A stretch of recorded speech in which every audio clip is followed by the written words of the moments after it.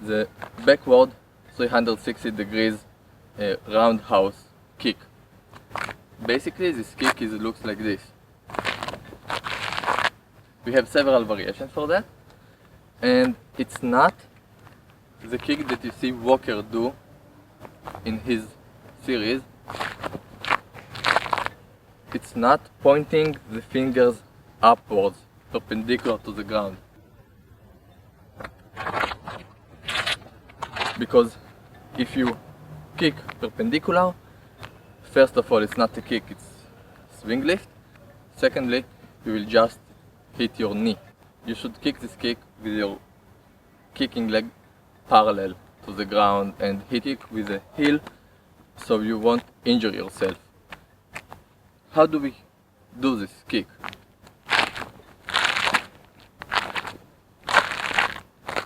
We start with something that we call trapping leg, and we'll discuss this trapping leg on a related video. So we take our rear leg and we switch direction, or we can start with the front leg and create twist. But let's start with the rear leg. We do compass movement, and now my legs are perpendicular. You see the front foot is pointing towards you and the rear foot is pointing in 90 degrees this direction. This creates internal twist. Now I feel it in my hips and it goes upwards to the torso, and I twist myself as much as I can backward, as if I twist myself into rear low mat. But instead of twisting into low mat, I do one, and here I start lifting the rear leg up, and I lean with my body forward, like this. I just swing it around me. So it's 1 and 2. Again, 1 and 2. Now, all that remains is making it higher and higher and higher. So it's 1 and 2. And again, 1 and 2. And again, 1.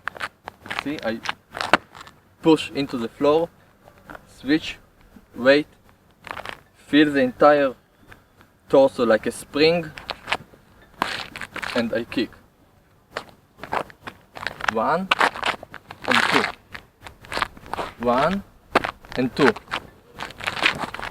You can use the hands to create more momentum. You don't have to be very flexible to kick this kick. It helps, but you don't have to. 1 and 2. Your direction. 1 and 2. 1 and 2.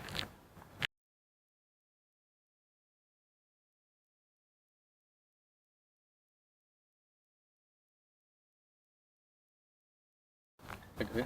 Where do we use this kick? Well, everywhere. Why?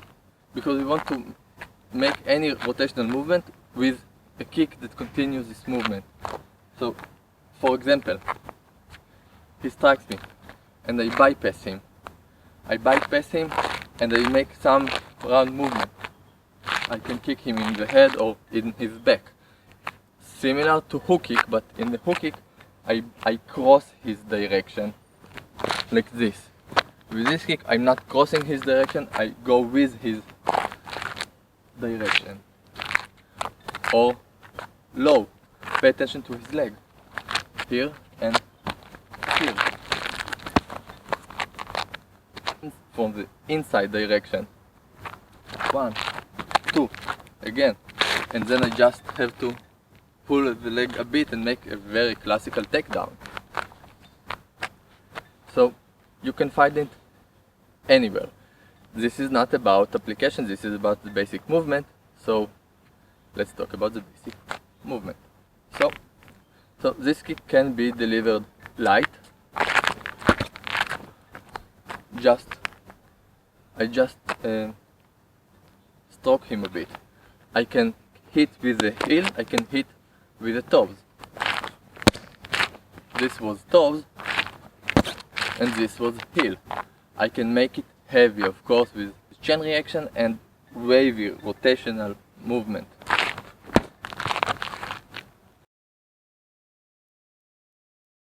This kick, as a regular round kick, was forward compass principle. So this kick is actually the backwards compass principle, because I have this motion. I switch my legs backwards, like the kick that I kicked to his shin. Low kick, it's the same. From here, I just switch the direction in rotational movement with the legs.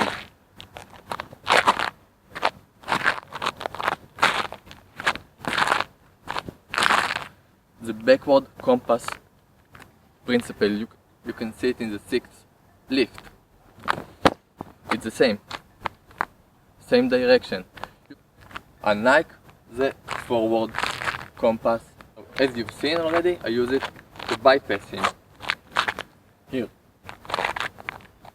if I'm making a full twist, take his leg, or from the outer direction, here, and then I can just take him down. The variation is numerous.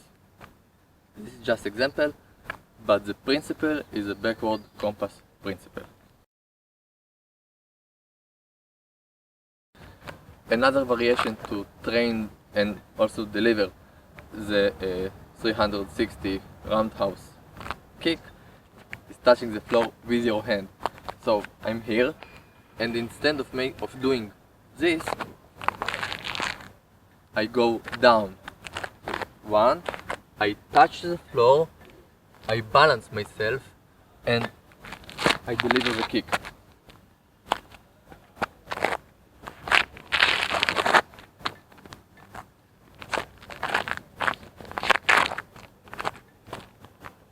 See, I continue the movement with the entire body. Here, low. And this low movement also cocks the spring.